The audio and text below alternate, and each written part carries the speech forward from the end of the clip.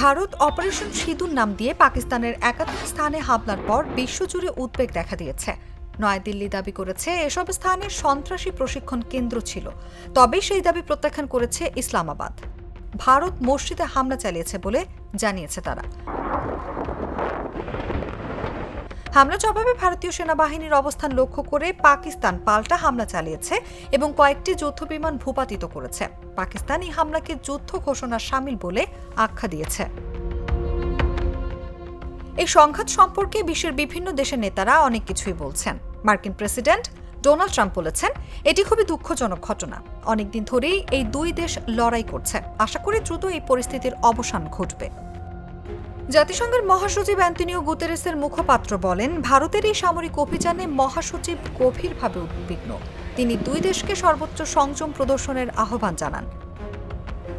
এদিকে ফরাসি পররাষ্ট্রমন্ত্রী জন-নোয়েল বারো বলেছেন, সন্ত্রাসবাদ থেকে আত্মরক্ষায় ভারতের আকাঙ্ক্ষা আমরা বুঝি, তবে আমরা ভারত ও পাকিস্তান উভয়কেই সংযত থাকার আহ্বান জানাই, যেন পরিস্থিতির অবনতি না ঘটে এবং সাধারণ মানুষের সুরক্ষা নিশ্চিত হয়।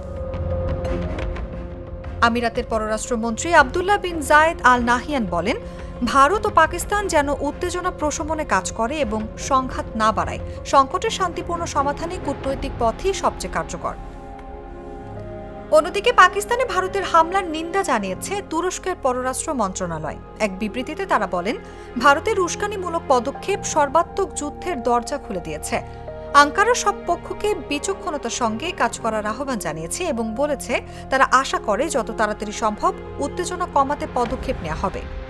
ভারতে নিযুক্ত ইসরায়েলের রাষ্ট্রদূত রেউভেন আজার বলেন, ইসরায়েল ভারতের আত্মরক্ষার অধিকারের প্রতি সমর্থন জানায়। সন্ত্রাসীদের জানা উচিত, নিরীহ মানুষের বিরুদ্ধে জঘন্য অপরাধ করে তারা কোথাও লুকিয়ে থাকতে পারবে না। এদিকে রুশ পররাষ্ট্র মন্ত্রণালয় এক বিবৃতিতে বলেছে, ভারত পাকিস্তান সামরিক উত্তেজনা বাড়ায় আমরা গভীরভাবে উদ্বিগ্ন। আমরা উভয় পক্ষকেই সংযত থাকার আহ্বান জানাই। রাশিয়া সব ধরনের সন্ত্রাসবাদের নিন্দা জানায়। ব্রিটিশ বাণিজ্য মন্ত্রী জোনাথন রেইনল্ডস বলেন, আমরা ভারত ও পাকিস্তান উভয়কে বন্ধু ও অংশীদার হিসেবে দেখি। এই দুই দেশের মধ্যে স্থিতিশীলতা ও শান্তি প্রতিষ্ঠায় যুক্তরাজ্য যে কোনো সহায়তা দিতে প্রস্তুত।